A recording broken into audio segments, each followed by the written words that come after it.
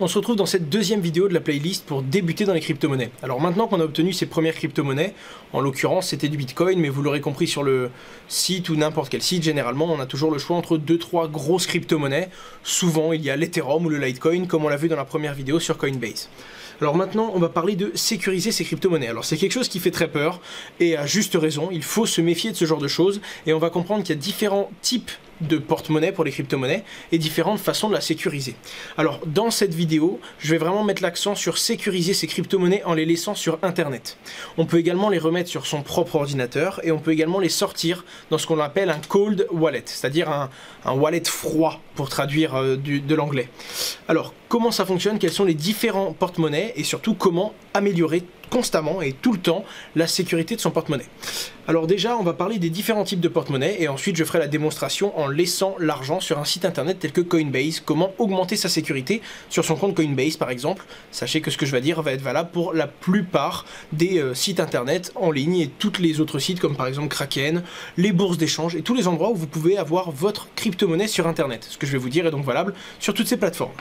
Alors déjà, les différents types de porte-monnaie. Il y a ce que l'on appelle le cold wallet. Alors ça peut être la clé Ledger Wallet que je vous ai déjà présenté dans une vidéo.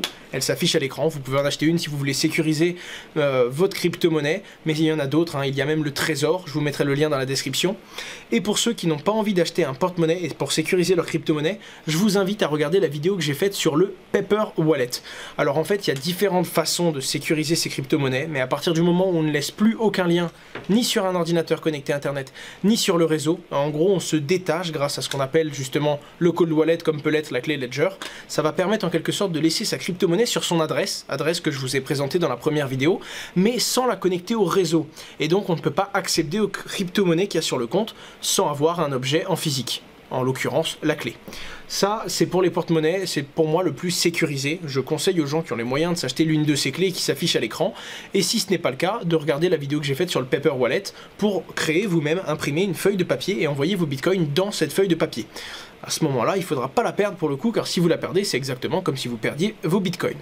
Voilà. Après, il existe une deuxième façon de sécuriser ces bitcoins, notamment avec l'application Bitcoin Core ou d'autres applications qui vont vous permettre de stocker dans votre ordinateur directement la blockchain, mais également vos crypto-monnaies, puisque vous allez sécuriser votre clé privée sur votre ordinateur.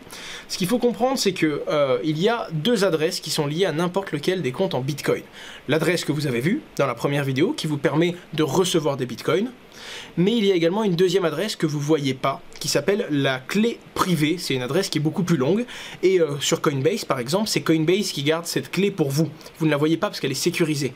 Exactement pareil dans votre ordinateur, Bitcoin Core par exemple, qui est quand même l'application la plus téléchargée, même si elle demande beaucoup d'espace, car il faut stocker presque 100 gigas de blockchain sur votre ordinateur pour pouvoir avoir votre porte-monnaie. Et donc, c'est également cette application-là qui va garder votre clé privée. Sans cette clé privée, personne ne peut récupérer vos bitcoins. Voilà pourquoi, en quelque sorte, la clé Ledger Wallet ou même le Paper Wallet permettent en quelque sorte de sortir cette clé d'Internet, puisque ça va être matérialisé sur une feuille de papier ou encore bloqué dans une clé avec un code. Et donc, ça rend votre porte-monnaie super sécurisée. Vous pouvez donc télécharger Bitcoin Core pour le mettre sur votre ordinateur, mais à ce moment-là, veillez à ce que votre ordinateur soit bien sécurisé, mettez un bon mot de passe à l'application Bitcoin Core et surtout, vérifiez que votre ordinateur ne soit pas infecté de virus. Malgré tout, on ne peut pas toujours savoir s'il y a un virus, c'est quand même le principe, soyez donc vigilants. Maintenant, on va passer à ce que je voulais vous montrer dans la vidéo. On imagine que je suis toujours sur Coinbase, exactement la même situation que dans ma première vidéo, et je voudrais augmenter ma sécurité. Alors déjà, Coinbase, comme certains sites d'ailleurs, met à disposition ce que l'on appelle un coffre-fort. Le coffre-fort, on va le voir en allant dans les comptes, ça s'appelle Vault, on peut en configurer un.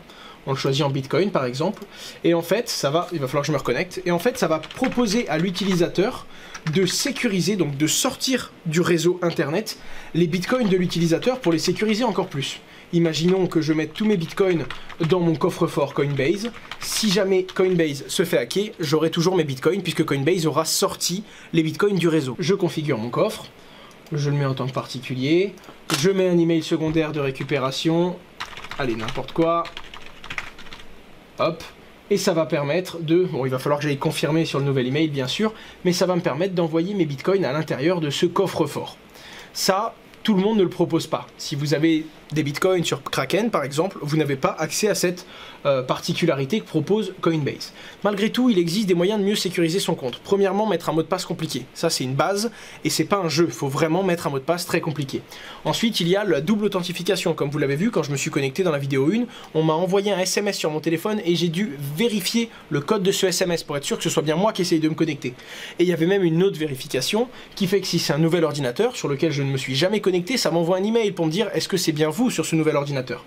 Malgré tout, la plupart des sites, pour ne pas dire 99%, proposent ce que l'on appelle un double authentificateur. Et ça, c'est très important et vous devez prendre l'habitude de le faire sur n'importe quel site internet où vous avez des bitcoins directement sur le web. C'est-à-dire ni sur votre ordinateur, ni directement dans une clé. Hop. Vous allez directement dans sécurité et vous allez dans votre méthode à 2 facteurs. Actuellement, c'est par SMS, c'est-à-dire que quand je me connecte, on m'envoie un SMS, mais on peut faire plus sécurisé. On clique donc sur activer la double authentification. Pour être sûr que ce soit bien nous qui demandons la double authentification, ça nous envoie un SMS, donc il y a une sécurité pour activer la sécurité. On attend ce SMS là et on va vous montrer comment ça fonctionne, Google Authentificator, qui est d'ailleurs présent sur la plupart des sites sécurisés. Hop. On rajoute le mot de passe qu'on a reçu par SMS pour activer le compte. On le vérifie. Et maintenant que le mot de passe est bon, un QR code s'affiche à l'écran. Alors le QR code, c'est le carré qu'il y a là. On va donc ouvrir l'application. Vous téléchargez sur votre téléphone l'application qui s'appelle Google Authentificator. Ça ressemble à un espèce de G, je ne sais pas si vous allez pouvoir le là, un espèce de G en forme de coffre-fort. On l'ouvre. On va avoir plein de codes qui correspondent à tous les sites internet où on a déjà créé cette sécurité. On va cliquer sur le petit plus en bas et le téléphone va nous demander de scanner un QR code. Et on va donc scanner le QR code qu'on a à l'écran pour ajouter en quelque sorte une nouvelle sécurité. À peine on l'a scanné, une nouvelle ligne est apparue sur le téléphone avec marqué Coinbase et il y a un code qui apparaît qui est ici 630 373 et qui va toutes les 20 secondes changer. Ce code va en fait vous permettre de vous connecter de façon très sécurisée à votre compte. Là, pour activer le système, ça me demande le code que j'ai scanné, donc actuellement c'est 329 495 et j'active ce code. Maintenant, mon compte est à double authentification, c'est vraiment très sécurisé. Je vais pouvoir maintenant par exemple me déconnecter, je vais me reconnecter, hop, et ça va me demander ce code à double authentification. Le but de cette sécurité-là, c'est d'être sûr à chaque fois que je me connecte, que ce soit bien moi, avec mon téléphone, avec le téléphone qui a cette application-là, qui essaye de me connecter à mon compte. L'avantage, c'est que si quelqu'un vole votre téléphone, mais qu'il n'a pas votre mot de passe de compte, il ne peut pas se connecter. Et quelqu'un qui a votre mot de passe, mais qui n'a pas votre téléphone, donc qui n'est pas vous, ne peut pas se connecter non plus. C'est donc à double authentification. On essaye de se connecter. Alors bon, je viens de me connecter à l'instant, du coup ça ne le met pas, mais normalement ça vous demande le code. Vous ouvrez l'application et vous avez ce code qui est généré toutes les 20 à 30 secondes, et donc vous devez vite l'écrire parce que ça recharge à chaque fois en boucle et ça vous permet de vous connecter. Alors ici ce n'est pas le cas, je ne crois pas, j'ai pas vu, mais sur certains sites vous pouvez mettre pourquoi on va vous le demander. Par exemple, moi sur mon compte Kraken, on ne demande pas le double authentificateur pour me connecter, comme je viens de le faire là, on ne me l'a pas demandé. Par contre, si j'essaye de retirer des bitcoins de mon compte, là on me le demande. Comme ça, même si quelqu'un arrive à trouver mon compte, il va pouvoir voir ce que j'ai, mais il ne pourra pas jouer avec mes crypto-monnaies, car s'il essaye de les déplacer, de les envoyer vers son porte-monnaie à lui, là ça va bloquer. Voilà les petites bases que je voulais vous donner sur les crypto-monnaies. Il y a quand même le truc le plus fiable, ça reste d'avoir un mot de passe qui est compliqué en permanence. Plus votre mot de passe est compliqué, plus on ne peut pas le trouver par erreur. Il y a des gens qui mettent encore leur date de naissance ou qui mettent encore 1, 2, 3, 4, 5 dans leur mot de passe. Même si vous mettez 2, 3 lettres à côté, ce n'est pas suffisamment sécurisé. On dit qu'un mot de passe est sécurisé quand une machine, en faisant un bruit de force, c'est-à-dire en essayant tous les mots de passe possibles, 1, 2, 3, 4, 5, 1, 2, 3, 4, 5, 6, 1, 2, 3, 4, 5, 6, 7, tout, va mettre un certain nombre de temps à le trouver. En attendant à l'infini, n'importe quel ordinateur pourrait essayer tous les mots de passe.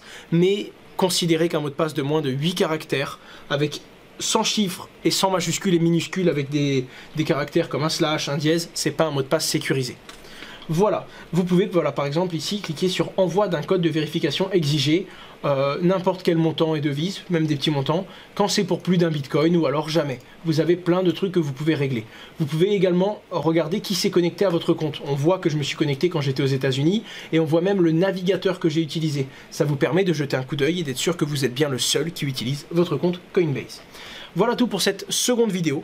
La prochaine vidéo, elle, portera donc sur l'échange d'une crypto-monnaie contre une autre. Donc maintenant, vous êtes sur Coinbase, vous avez votre crypto-monnaie, vous avez réussi à sécuriser votre compte, ou du moins à le sécuriser le plus possible.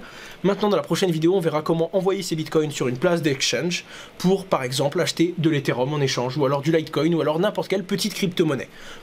On se retrouve donc à très bientôt. Mes liens dans la description. Je vous invite à vous abonner à la chaîne si ce n'est pas déjà fait, et vous trouverez différentes informations que j'aurais pensé à vous rajouter pendant le montage dans la description directement. Au revoir.